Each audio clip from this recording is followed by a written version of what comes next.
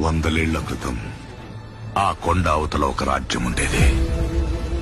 ఆ రాజ్యం గెలవాలంటే సముద్రాన్ని దాటాలా. కాని ఆ కొండ మీద ఒక సైన్యం ఉండేది.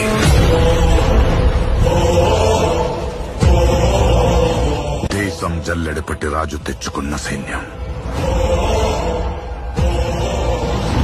కులం లేదు, మతం లేదు, భయం అసలే లేదు.